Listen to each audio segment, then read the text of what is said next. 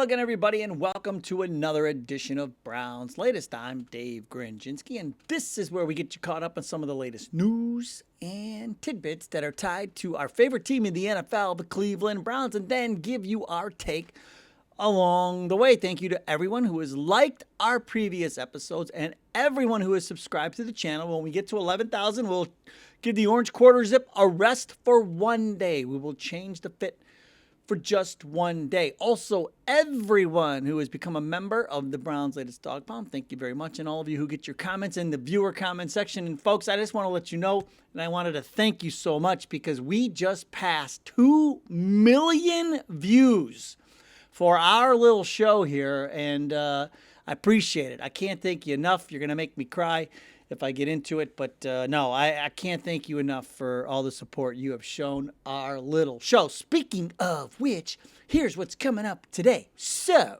just in time for our game with the Ravens, some reporter has to go popping off and give Lamar Jackson a little extra motivation. If you want to know how well Dillon Gabriel is playing, just look at Quinshon Judkins' numbers. This Jon Gruden coaching in Cleveland thing, it's not going away. And in the viewer comments, is Dillon Gabriel more competitor or entertainer? Wait, I thought Shador was the entertainer and he was the... I don't know. We'll find out when we get down there in the viewer comments. But first things first. Headlines. Alex Wright, no practice. Ventrone says he's not fazed by everybody saying he should be fired. He says, I'm not fazed by that stuff. Doesn't bother me at all. I couldn't care less. Although he said I could care less, which I couldn't. My wife always corrects me on that one. Gabriel, according to Tommy Rees, Dillon Gabriel grades out pretty high, whatever that means, when it comes to his eyes being in the right place and seeing the right things on the field. He sees ghosts sometimes. That much we know because he throws to them. And then DeJuan Jones talked and says he won't be back for 6 to 9 months. So that's where he is. That LCL tear, he had a hamstring avulsion. I mean, it's a mess. But 6 to 9 months, he's expected to be back. So he should be there for us next season. Now, also, back at practice today for the Ravens was Lamar Jackson. Remember we told you he rested the other day, but that's all that was rest. And on top of that, somebody named Alex K from Bleacher Report decided to name Jackson the most overrated quarterback in the NFL. And he attributes his lack of success in the playoffs for being the most overrated quarterback in the NFL. Now, this Alex K picks this week to do this and say this about Lamar Jackson. First of all, it's not even the playoffs, so why even bring it up? But he bashes Jackson as he's about to get on a plane and come to Cleveland on Sunday. You know, the biggest complaint with Jackson, at least early on in his career, is that he struggled with throwing accurate passes. But you're not going to want to hear this. You talk about addressing an issue, he has, because his current completion percentage is over 70%. And if he keeps going the way he's going, it's going to be the highest in his career. Let's take a look at this. I needed to know. So here are his stats so far this season. Look at this. This is from ESPN. And remember, he was out a few games here because of the injury. Over 1,200 yards, 15 touchdowns. Look at that QBR, 73.2. He's slinging it. So then I said, okay, yeah, fine. That's this year. What about against the Browns? I'll find out. I'll bet you can't be doing that great against the Browns, right? Wrong.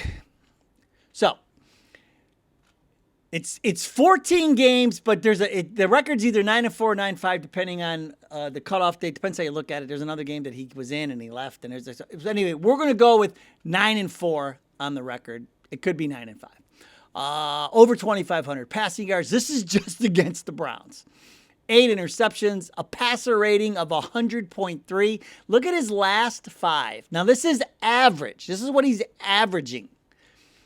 He's averaging 17 completions, 225 yards a game, 2 touchdowns. He's only thrown in the last 5 games against the Browns. He's only thrown 2 interceptions. And that was like 3 or 4 games ago. It wasn't recent.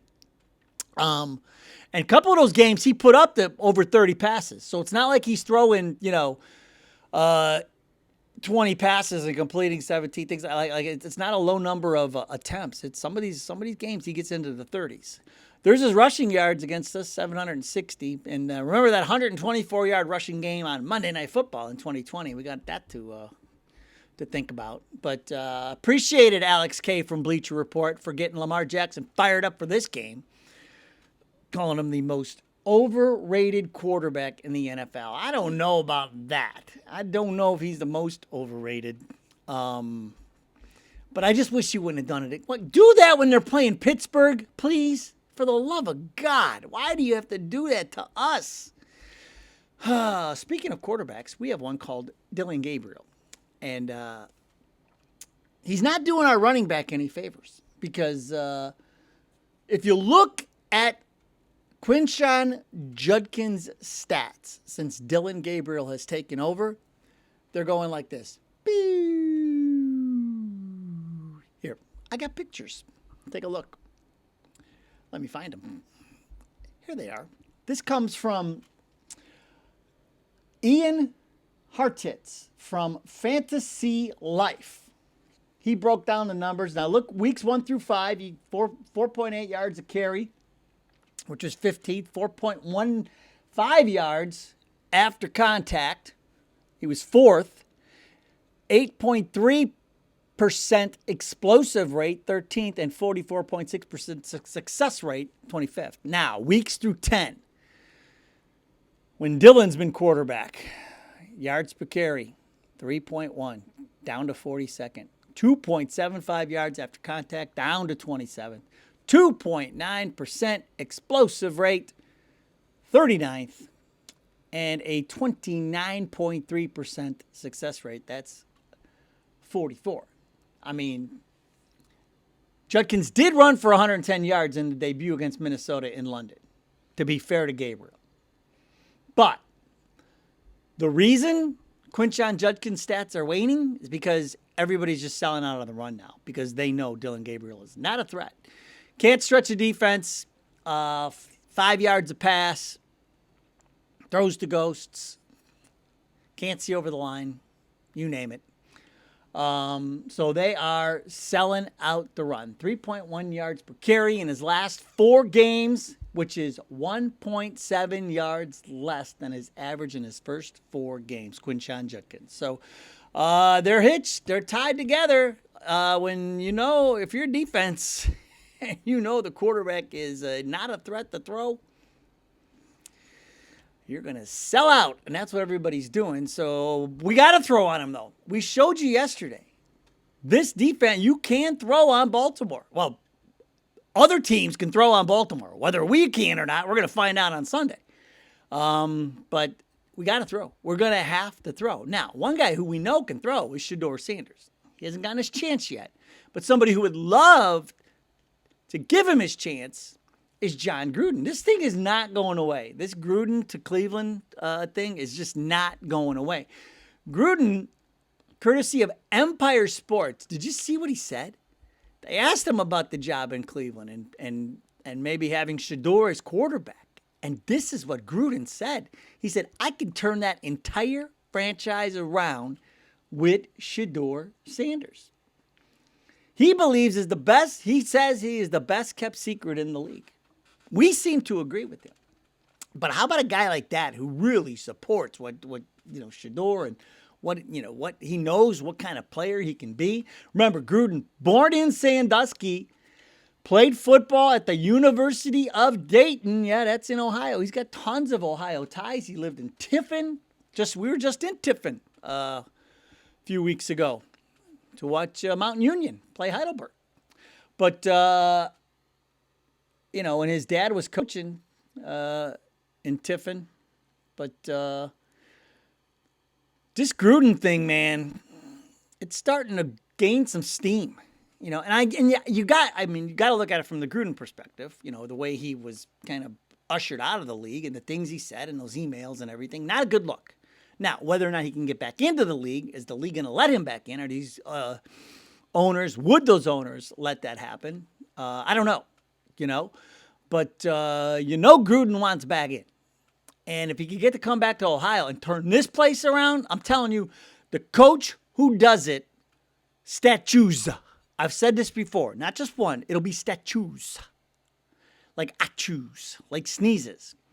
If you're the coach that turns the Browns around, they will give you statues like achus. I'm telling you, man, it's how much it means to people here. And if they could, same with the core, whoever the quarterback is, whoever that is, whoever does it. That's why Bernie is so revered here in Cleveland. Everything he did, he brought so much pride. That whole team, they were all a bunch of good guys who played good football every year, hard-nosed, just everything that Cleveland wants to be about, they were. And now, I don't know if we even have an identity, the way this team is run now. So, but Gruden would give us an identity, like, it would be something to watch, I'll tell you that. But we talked about Gruden a couple weeks ago, and it's not going away. And him saying that is not going to make it go away anytime soon. So who knows? Maybe one day he will be in charge of the Cleveland Browns. But what's always in charge on this show are the viewer comments, and we will start today with James Murphy, 3415, who says, why do we care about a speedster when Gabriel can't see to throw past 5 yards, and when you can't throw, they can stack the box and block the run? Well, James Murphy, it's as if you knew this show was coming, because that's exactly what we just talked about with Quinshon Judkins, and the stats don't lie. You can see it in the stats. Ever since Dylan has taken over, Judkins' stats are waning, like the moon. The waxing gibbous, the waning gibbous. It's like a waning gibbous looking at his stats. So you're not wrong, James Murphy. You are absolutely right. Oscar Graves F5U says, so why are they not talking about the 6 sacks by Dylan Gabriel versus the 5 Shedeur took in a preseason game with trash players? Well, Oscar, we're talking about it right now.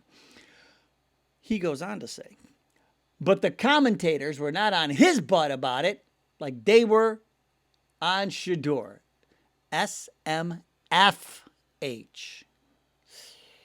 don't know if we can use that kind of language on this show. But Oscar, I feel your pain. I get it. And not only that, it's the sacks, but also the almost interceptions, because he leads the league with like 8 of them. Because, yes, he's only got 2 picks, but, because some of these interceptions that were dropped are just like, I don't know how. If they could catch, they'd be wide receivers. That's what they always say about defensive backs. But, he's taking sacks, too. Can't see over the line. The only way he doesn't get sacked is if you roll him out. You got to roll him out. I'm sure they'll probably have somebody spying him a little bit. They know that. And we're going to have our own spy on Jackson. Thank goodness Carson Schwarzenegger's okay, because that's why we got Schwarzenegger. We got Schwarzenegger because of Jackson, to spy Jackson. So we're going to need him going side to side, just like Justin Fields last week. You got to spy these guys, man. These guys that can run. It's the only way to do it. All right, moving on. K the Broker. Wow, K the Broker. Does that mean you could get me some kind of good deal or something? It's like or is that like investments? What is that? What does that mean? K the Broker. I'm starting to think that the owners really don't want Sanders to play. He just wants a high draft pick for another quarterback, and he's the one telling the coach not to play Sanders, because by now any owner who cares about the fans and about winning would have replaced Gabriel. Now, here's the thing. Shedeur is going nowhere until they know what they have with Shedeur, which I know what they think they should know what Shedeur will bring to the table. You cannot trade 2 picks to move up in front of Philly to take Shedeur and get him in here only to trade him away. That's not going to happen. He's on a rookie contract, and you have no idea what he can do for you. And so whether it's under Stefanski, if they get, again, this goes back to the clarity, and, all we get are Stefanswers from Kevin when you ask him a direct question. it's like, would you play Shador this year? I don't want. I don't know. I understand the question, but yeah, we just got to get better. And yeah, you never get any answers. But that would help the situation. But there's no way you're going to trade a guy with that kind of potential without getting him out there and giving him his fair shake. There's just no way that would happen, Kay the broker. But I appreciate the take. And Grams, 79-14. I got to tell you, this cracked me up, the beginning part. And this is what we teased at the top. And I'm telling you, this made me laugh. I was probably laughing for 5 minutes when I read this. Grams, 79-14, who says, Dylan Gabriel stated that he was not an entertainer, but a competitor. That was not true. His performance has been neither entertaining nor competitive. I lost it. I thought that was great because he's right. I mean, he's not either. He can't pick one. He can't be either. So, but Grams goes on to say, Browns fans have watched loyally for decades while management has made failed or bad quarterback choices. We have earned our turn to have a voice, and we are shouting for Shador Sanders. And Grams, this is why we do this show, and this is why I love to have the viewer comments, because I want everybody to hear from you guys. And, I mean, the pulse of the fans. I mean, we're all fans here first, right? And then we let our feelings be known. And so that's what this is for. And but I got to tell you, Grams, boy, you put a smile on my face with that. It's not true because his performance has neither been entertaining nor competitive. That was great. But you're right. Everybody's shouting for Shador, even Jon Gruden. So we'll see. It's going to happen. It's going to happen. Just be patient. And we will end today with Real City, who simply says, prayers sent up for Bernie. And so if you saw, I put it in the comments yesterday, Bernie Kosar was having another procedure yesterday, so he's still dealing with it. He said he was hoping he could get a new liver sometime over the weekend. That's what he's hoping for. He needs a liver transplant. And so hopefully it all comes together for number 19. Somebody wrote in the comments, remember the song Bernie, Bernie? Oh my gosh, do we remember? That song. Like, there were so many songs during those days, and just the excitement and everything. Like, the city would shut down on Sundays, man, when the Browns played. That's what we're trying to get back to. Just the excitement and the pride and how proud we were of those teams back in the day, man. Like, and like I say, I can only speak for the Bernie years because that's when I really became. I was little, man. I was young and grew into it, man. And then, and Webster Slaughter and all those guys, Reggie Langhorne and, just everybody, Clay Matthews and all those guys, man. But Bernie, man, he was the ringleader, man. He was from Boardman, which is right by Youngstown, which is not even an hour from Cleveland. And he said he wanted to come here and play. And that's what, man, we loved every second of it. And so everybody's pulling for Bernie, man. Everyone is pulling for Bernie.